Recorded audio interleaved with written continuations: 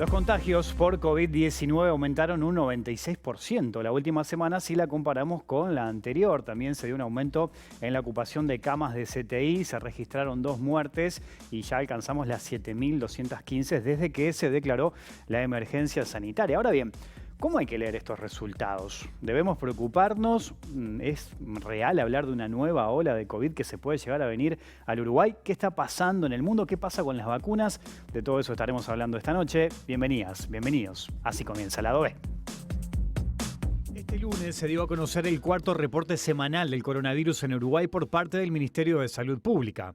Según el informe, entre el 8 y el 14 de mayo se registraron 5.549 casos nuevos de COVID. El informe anterior había marcado que en una semana se habían registrado 2.830 casos, por lo que el aumento fue del 96%. En la semana hubo 2 fallecidos y el total de muertes alcanza a 7.215 desde que se declaró la emergencia sanitaria en el país. En la semana del 8 al 14 de mayo se realizaron 29.989 tests y el porcentaje de casos positivos fue de 14,9%. La semana anterior se habían realizado 23.634 análisis y la positividad era de 10,8%. Según el informe, el porcentaje de camas de CTI ocupadas al 14 de mayo era de 63,4%.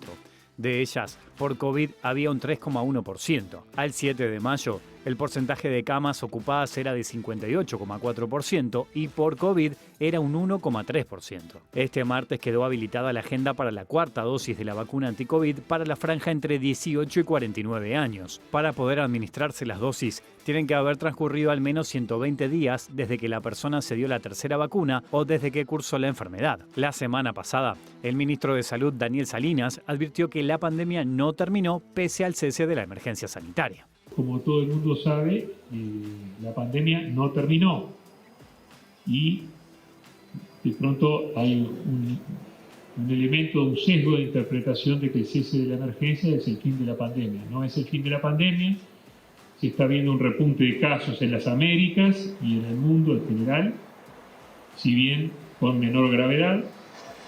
Y por supuesto que todos aspiramos a tener una vida lo más normal, pero desde nuestra función de rectoría de la salud, tenemos que apuntar lo siguiente.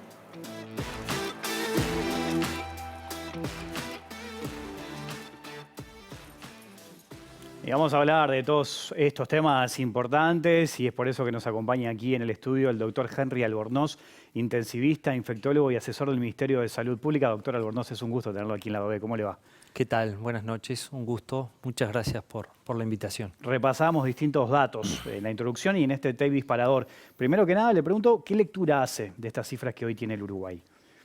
Bueno, creo que, como bien decía el tape, estamos en un momento de un claro cambio epidemiológico, de eso no hay mucha duda. Tuvimos un brote muy importante con una segunda ola muy intensa en enero y febrero. Tuvimos un periodo de vacaciones, digamos, que duró unas 10 semanas aproximadamente. Y bueno, y yo diría que es claro que en estas 2 primeras semanas de mayo asistimos a un cambio respecto a lo que venía pasando anteriormente. Ese cambio se palpa en la comunidad, digamos. Todos empezamos a tener de nuevo la noción de compañeros de trabajo, conocidos, familiares que vuelven a dar test positivos. Y además lo marcan los indicadores que ustedes repasaban de lo que es el informe semanal del Ministerio. Si comparamos el número de casos diarios, pasamos de estar en el entorno a 260, a 300 en las últimas 2 semanas de abril, a estar en la primera semana de mayo en el entorno de los 260 casos aproximadamente y ahora, de los 400 casos, y ahora pasamos a estar en el torno de los casi 800, 790, si tomamos el promedio de los últimos 7 días que se había comunicado. Eso también viene acompañado de un aumento de la positividad de los test, como se dijo. Pasamos de un 7 a un 8% de test positivos a casi un 11% y ahora un 15%.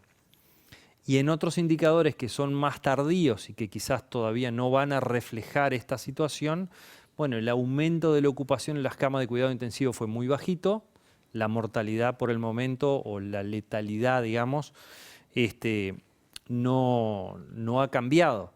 Pero estos son indicadores tardíos, digamos, tardíos de que el fenómeno empezó a cambiar. Lo más tempranamente cambia es el número de casos y la positividad. Eso se refleja en los otros indicadores recién después de 3, 4 semanas de que el fenómeno está instalado. Entonces, digamos, es un momento de incertidumbre y estos datos indicadores vienen acompañados de la información de que una subvariante, un sublinaje de Omicron, la BA2, que no fue la que causó la ola intensa de enero y febrero, que fue el linaje BA1, digamos, el original de Omicron, ingresó al país y también tenemos la noticia o la información de que también están circulando en otros países de la región y que otros países también empiezan a tener el aumento de número de casos. Argentina, ¿no? Por ejemplo, ¿no?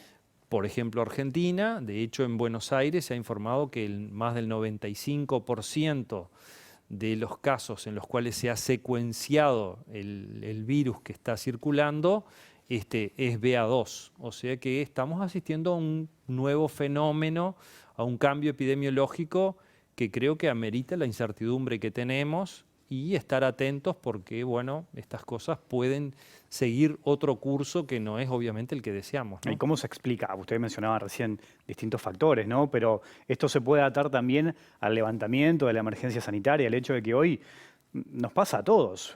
Vamos por la calle, capaz que mismo en el trabajo uno se relajó en el uso del tapaboca, capaz que en el ómnibus no se ve tanto, en algunos locales comerciales, en la oficina, capaz que uno antes estaba con el tapaboca puesto y hoy ya no.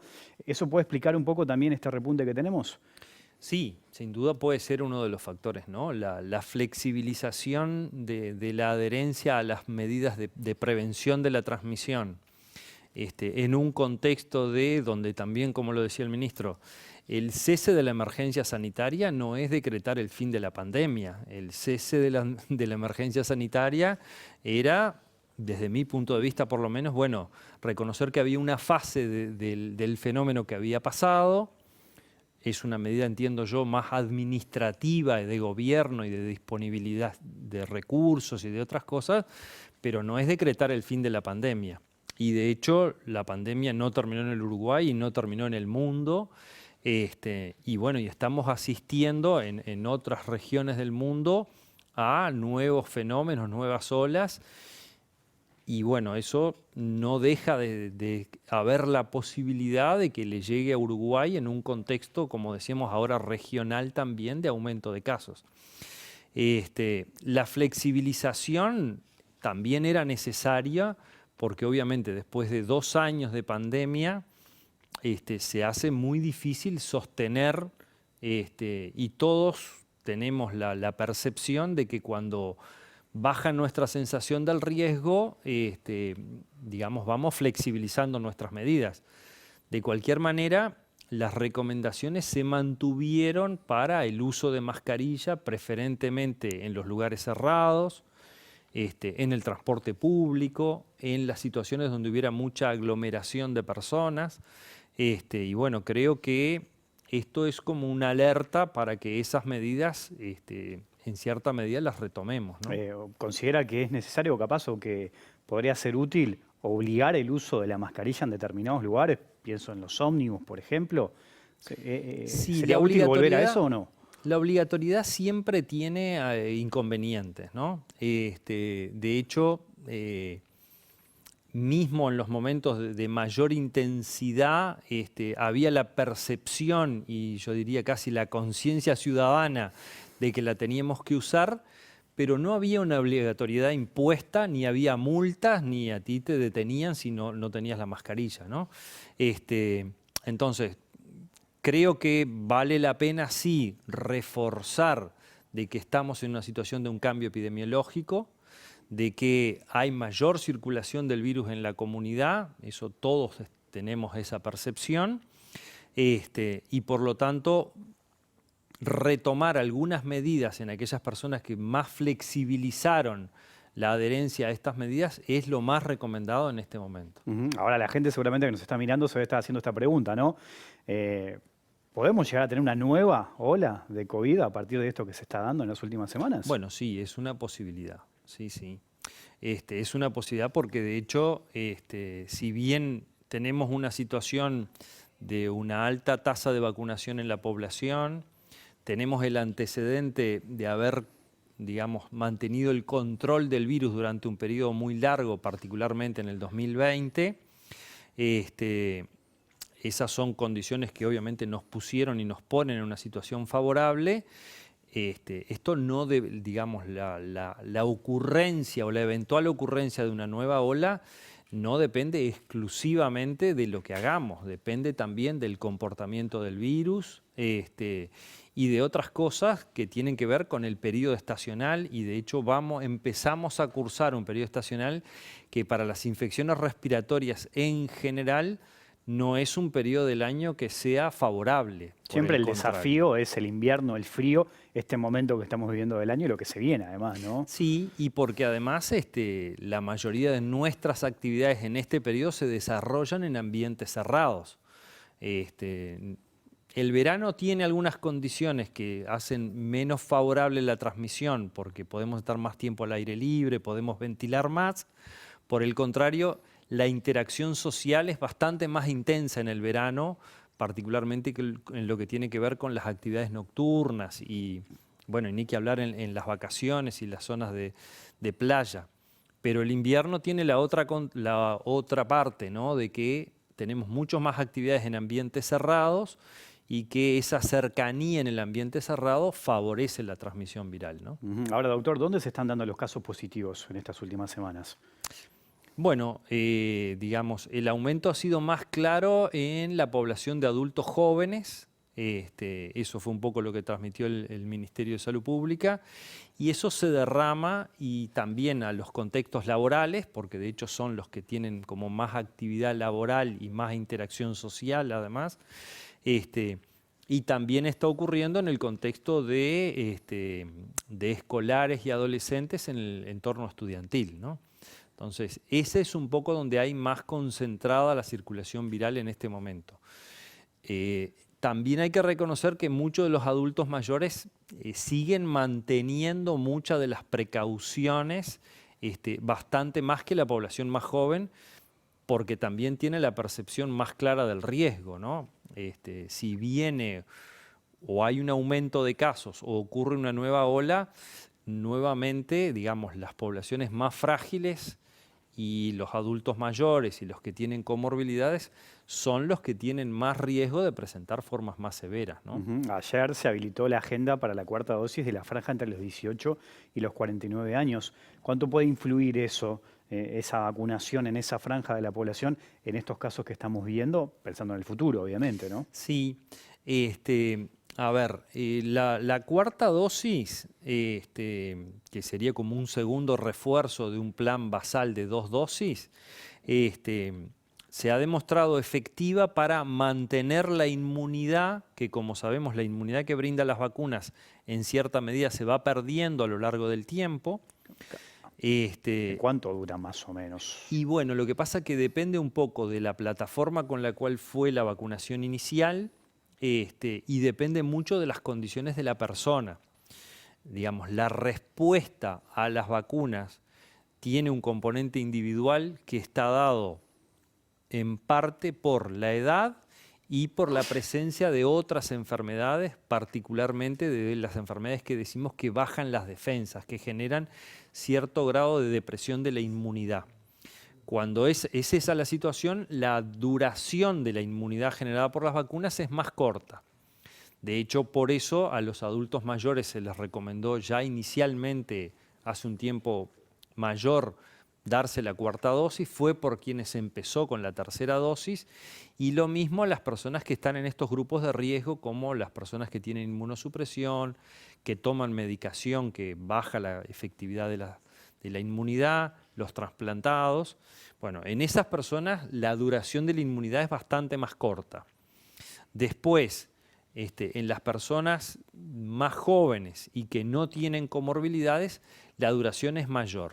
De hecho, para las plataformas con las cuales nos vacunamos inicialmente, la mayor parte de la población en el Uruguay, que fue Sinovac, la duración de la inmunidad estaba en el entorno de los 4 a 6 meses.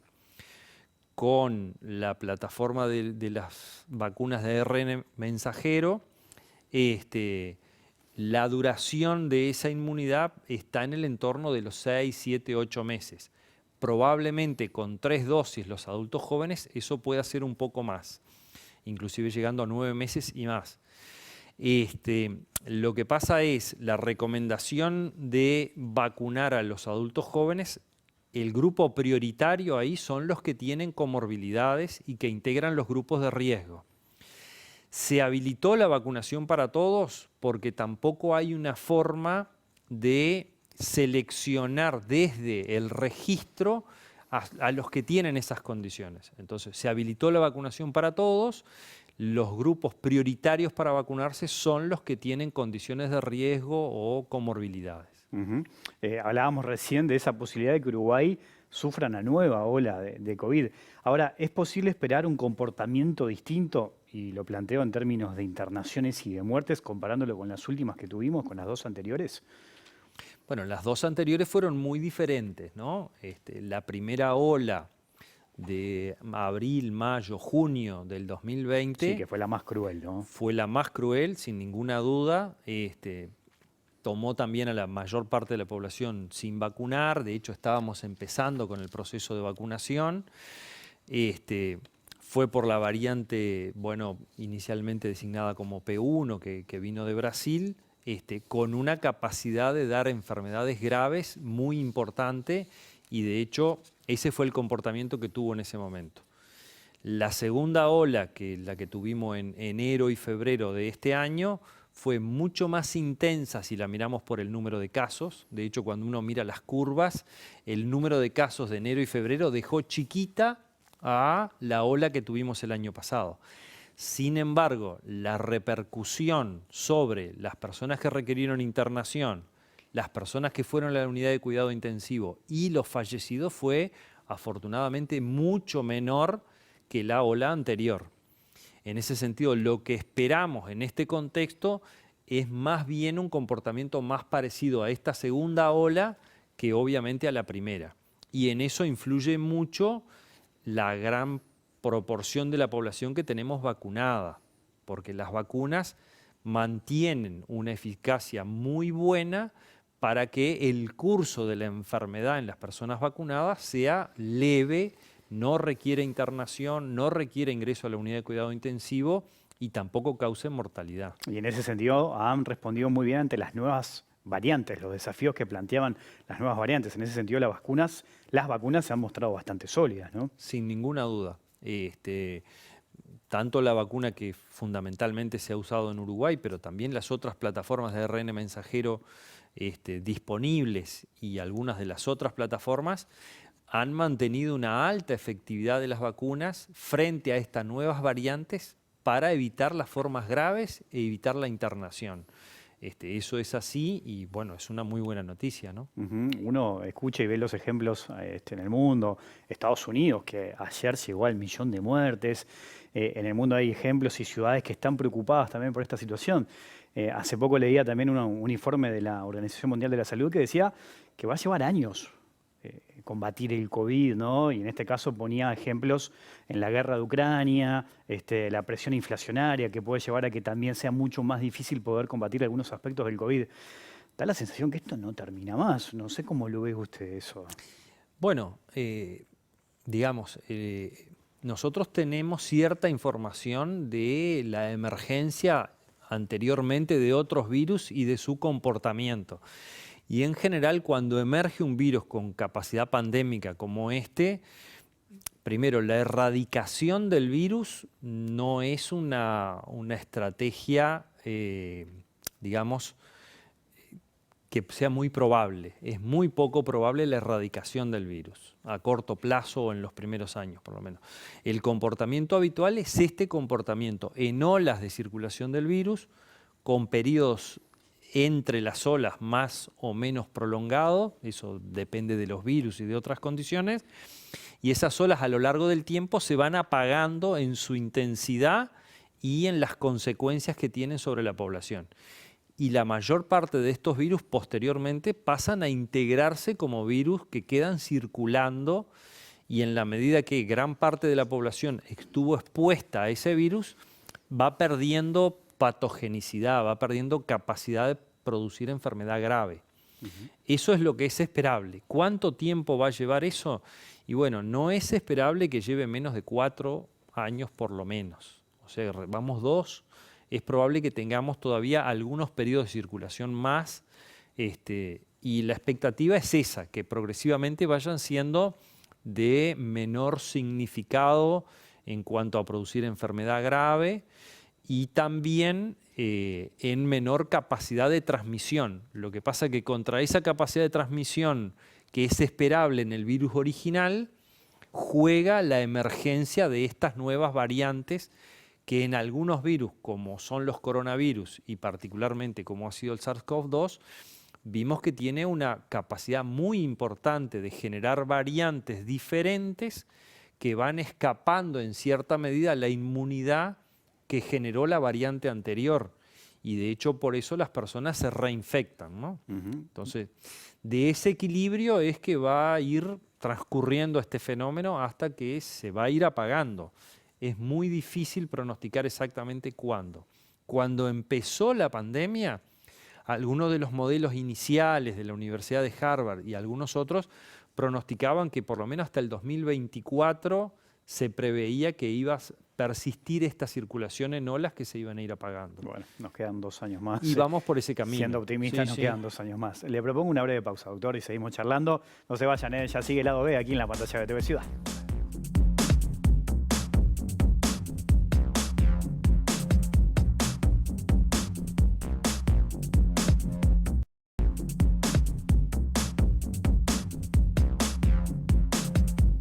Seguimos en vivo aquí en Lado B, en la pantalla de TV Ciudad, conversando con el doctor Henry Albornoz. Doctor, recién hablábamos de cuándo se podría terminar toda esta historia del COVID-19 y los esfuerzos que se vienen haciendo a nivel mundial.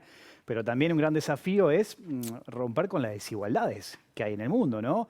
A partir de la vacuna, no todos los países tuvieron acceso a la vacuna. África ha sido un continente muy golpeado en ese sentido. ¿Cuánto condiciona todas estas desigualdades en el momento de afrontar esta situación?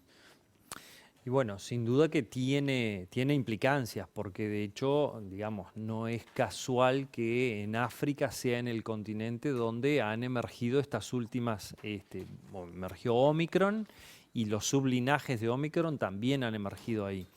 En esas situaciones de transmisión sostenida, digamos, y a veces favorecida por algunas otras condiciones que tienen que ver con la población, la emergencia de estas variantes es más probable, y de hecho así ha pasado. De hecho, esta heterogeneidad que existe en el mundo es la que también explica ahora que algunas zonas del mundo, como por ejemplo en Asia, estén cursando brotes muy intensos porque la vacunación no ha sido todo lo óptima que uno quisiera. O sea que estas desigualdades y estas heterogeneidades obviamente contribuyen a la persistencia del fenómeno y contribuyen a la emergencia de estas nuevas variantes, ¿no? El Uruguay tiene algunos desafíos, los mencionábamos recién, en la época del año en la que estábamos, con el frío, se viene el invierno, los problemas respiratorios. Tenemos ya la vacuna contra la gripe, en ese sentido son compatibles obviamente, y se recomienda la aplicación de las dos, ¿no? La del COVID con la gripe también. Sí, absolutamente. Estamos entrando en el periodo invernal, circulación de los virus respiratorios. Para algunos no tenemos más que las medidas de precaución habitual y digamos, el uso de la mascarilla, evitar toser y estornudar en lugares públicos, protegernos para esa situación, lavarnos las manos y descartar el pañuelo o lo que usemos en las secreciones respiratorias para evitar la dispersión viral. Pero para la gripe tenemos la vacunación. Uruguay tiene una cultura de vacunación de la gripe muy importante. Tiene una cultura de vacunación en general, En ¿no? general, sí, sí, absolutamente. Lo comentábamos, Uruguay y Costa Rica son de los países de América que tienen un plan de vacunación más exitoso, con cobertura más amplia. Y en ese sentido Uruguay tiene una cultura de vacunación muy importante, que obviamente nos ha favorecido y bueno, es parte de, digamos, de la buena respuesta que tuvo. En este momento, obviamente, ante el ingreso del invierno, vacunarse contra la gripe es muy importante. Las recomendaciones en general son similares todos los años. Se le da prioridad a los grupos de mayor riesgo, que son similares para COVID que para influenza o gripe, o sea, las personas de mayor edad, las que tienen comorbilidades, las que tienen determinadas enfermedades que afectan al aparato inmunitario. Esos grupos son los prioritarios, tanto para la gripe como para COVID, y de hecho es los grupos por los cuales se inicia la vacunación habitualmente. O sea que el llamado obviamente es a vacunarse contra la gripe y a completar el esquema de vacunación contra COVID. En ese sentido, digamos, nosotros estamos en el entorno del 60 y algo, 64, 65% de la población que recibió la tercera dosis para COVID, cuando tenemos un 86% que recibió 2 dosis. O sea que hay un 20% de la población que recibió 2 y no recibió 3 de COVID. Ahí hay un grupo que obviamente deberíamos hacer el esfuerzo de que se acercara a los vacunatorios, porque llegar a un 80 y pico por ciento de la población con 3 dosis nos daría una seguridad mucho mayor ante la ocurrencia de una eventual ola. Y obviamente acompañar eso de la vacunación de la gripe. ¿Y qué cree que pasa con ese porcentaje que se dio 2 dosis, pero no fue a la tercera? Y bueno, no sé si hay estudios, digamos, encuestas o Claro, apunta más que nada encuestas a de su opinión. experiencia como médico, No, ¿no? yo creo que es parte de este cansancio que nos produjo a todos, más de 1 año y pico, 2 años de pandemia. Y bueno, hubo un porcentaje de la población que entendió que bueno, una cobertura de 2 dosis en un momento de mayor riesgo o de mayor percepción del riesgo era suficiente. Transcurrimos una tercera ola en la cual, digamos, no hubo mucha relevancia del punto de los casos graves, como comentábamos hoy, y se generó cierta sensación de, bueno, de está todo bien y me puedo quedar por acá, para Nos decirlo de relajamos alguna un poco, manera. digamos. Creo que eso se concentra más bien en la población de adultos jóvenes, y bueno, es cierto que son los que tienen menos riesgo de tener formas graves, pero de cualquier manera la vacunación también en cierta medida contribuye a disminuir la circulación del virus en la comunidad. De hecho, los vacunados eliminan menos virus, son menos dispersores y por lo tanto menos transmisores. Entonces, hay también un componente ahí, digamos, de solidaridad social al cual también habría que apelar, porque no es solo el componente individual de la vacunación, sino el componente colectivo, ¿no? Teniendo en cuenta todo esto que estábamos hablando, doctor, ¿es posible esperar que en las próximas semanas entonces continuemos con un aumento de casos? Y bueno, creo que hay que tener, o por lo menos estar alertas, esa es la parte de la perspectiva de lo que puede pasar. Estos fenómenos, cuando empiezan a cambiar, en general van adquiriendo una dinámica que es, digamos, como autónoma en cierta medida. Todos obviamente tenemos la expectativa de que si reforzamos las medidas, si volvemos en cierta medida a ser mucho más cautelosos y a generalizar más el uso de la mascarilla de nuevo, a mantener el distanciamiento y eso, podamos, digamos, en cierta medida apagar esta ola. Pero bueno, el fenómeno, digamos, hay que verlo cómo va a transcurrir. Yo no diría que estamos ante una tercera ola consolidada, pero es una eventualidad que puede ocurrir. Ya en el cierre, ¿qué enseñanza le dejó esta pandemia? Y bueno, la verdad es que cuando uno empieza a reflexionar hay muchas cosas de las cuales aprendimos, ¿no? Creo que aprendimos de que la alerta social que generó al inicio no fue buena en algunos aspectos. Todos, en cierta medida, nos dejamos llevar por esa incertidumbre y esa alerta. Y bueno, y eso en cierta medida en algunos aspectos lo estamos pagando, ¿no? Con enfermedades psicológicas, con toda la afectación de los niños y adolescentes, de los adultos mayores también. Nos dejó otras enseñanzas de que, bueno, cuando las situaciones son difíciles también la respuesta de la población es muy importante y logramos mantener controlado el virus durante el 2020, que si hubiéramos tenido una ola intensa ahí, quizás no nos hubiera ido tan bien. De hecho, la vacunación sin duda contribuyó a cortar esa primera ola muy cruel, como decíamos hoy al inicio. Y bueno, y en lo que tiene que ver con la parte médica y la necesidad del trabajo en equipo, de la reflexión en conjunto, creo que el país también tomó una decisión muy buena, que fue, en cierta medida, convocar al GACH y generar un grupo de científicos con mucha capacidad de análisis, de discusión y de generar propuestas que sin duda contribuyeron a lo que en definitiva terminó pasando en el Uruguay. Y bueno, habría muchas más, pero esas creo que son las más importantes. Doctor, le agradezco mucho su visita. Bueno, un gusto y a las órdenes. Nosotros nos vamos, ustedes se quedan en TV Ciudad, ya se viene en minutitos nada más la letra chica, volvemos mañana en vivo a las 20 horas. Que pasen bien, chao.